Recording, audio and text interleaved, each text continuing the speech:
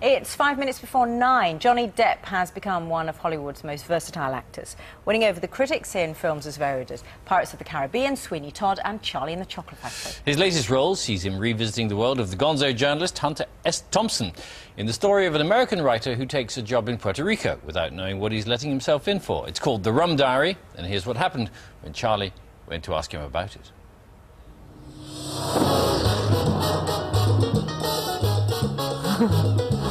Puerto Rico. I came down here looking for a story. It's called journalism. Your resume here.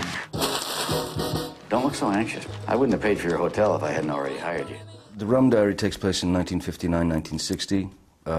Hunter had written The Rum Diary at that time, and then I got a few rejections from publishers, and then stuffed it into a box.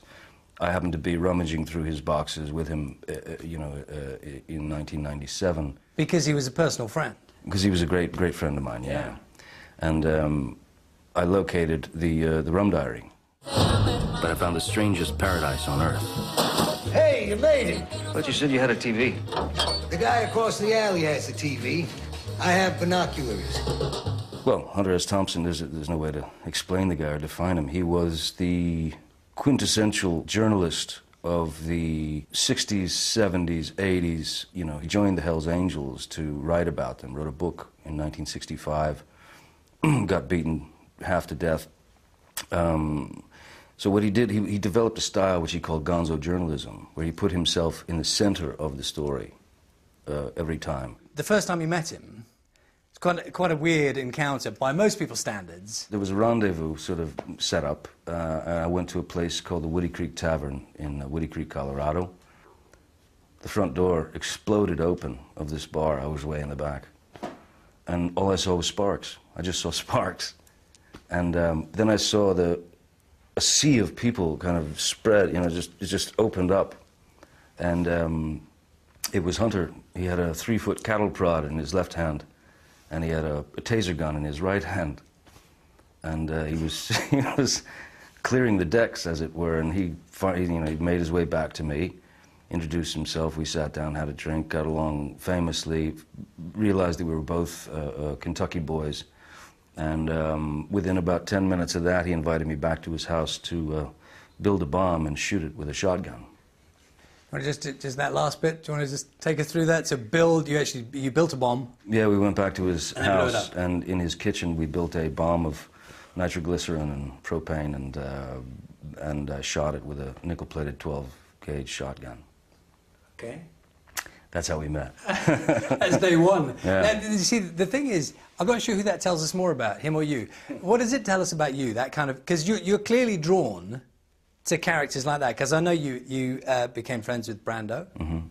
And what's going on there? You're drawn to these people who are who live on the edge. I suppose I'm drawn to individuals, real individuals, who are, individual, and I mean that in...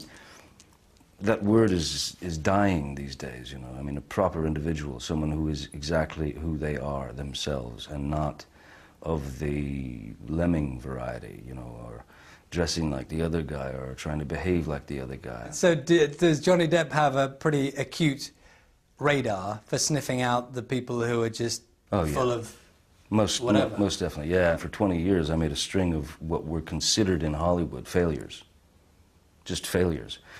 And what was happening was, you'd start getting phone calls. When a film was about to be released, you'd get these phone calls, you know, from heads of studios, or from you know, these upper echelon sort of guys at companies saying, gee, I haven't seen you in a long time. God, we should get together. Let's have lunch, you know what I mean? Just on the off chance that that film that's coming out might be the one. Is that it? I think so. You and I are very similar ages. And one thing that occurs to me straight away is that I could never get away with what you're wearing. Well, I don't either, you know. My kids would just roar with laughter if I came out in the morning wearing stuff like that. They would just roar. But you get away with it. I mean, that's cool. At least my kids don't roar, but they do. My daughter does paint my nails now and again, and you got to deal with it. Can we see? Am I allowed to say she hasn't done a terrific job, or is that your fault? No, that's my fault because they've all chipped and stuff like that. I haven't properly taken care of them, but yeah, that's the work of my daughter. Can I just ask about the tattoos and the other bits and bobs there? I mean, you've got quite a bit on your arms there. I have some tattoos, yeah.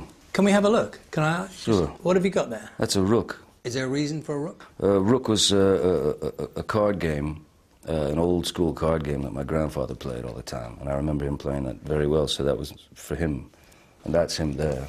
That's actually a picture of your granddad in a kind of is that like was he a sailor? He was in the Navy, yeah. Have you stopped with the tattoos now? Maybe a few more? No, you know, I mean, you know, you run out of room, certainly, but, you know, I've always looked at them like, you know, a kind of a journal, you know, a part of your life, you know, that you mark yourself at a certain point, you know, and everything kind of means something, so it's like a body journal. Can I talk to you about jokes? Certainly. You hate jokes, right? I do. I had to live with Al Pacino, you know, for 6 months doing Donnie Brasco, who told me this joke over and over and over and over and over. I mean, and I heard this joke 50 times, and I still never liked it. But he kept telling me, and that became the joke. Because he was just trying to wind you up. He'd go like this, John, skeleton goes into a bar, orders a beer and a mop. You have the same exact reaction I did. I'm not kidding, I don't know. I know. Skeleton goes into a bar, orders a beer and a mop. I really don't know, I'm not making it up. I know. I haven't got a clue. It takes a little while, I know. I'm going to have to come back to that one. So that's why I hate jokes. Yeah, you've got me. Good morning, sir. How are we today, sir? Fine, I'm fine, thank you. Radiant. Radiant, as you English people like to say. The Fast Show, when I finally was introduced to the Fast Show, for me it was a revelation. I mean, it was, I'd never seen anything that great. I'd never seen anyone that quick or clever or that funny. And that deadpan. So dry, so funny. And Gervais, I mean, you know, Ricky certainly got that. You know, Ricky's a very talented, he's a very talented boy, you know. We're done for time. That's us finished. Are you going to tell me the joke? Are you going to tell me, or just leave it there? The skeleton goes into the bar. It's a horrible joke, and he inflicted it upon me, and now I've done it to you, and I feel terrible. A skeleton goes into a bar, orders a beer, skeleton, and a mop.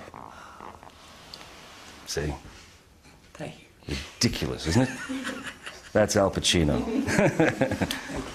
Thank you. Thanks so much.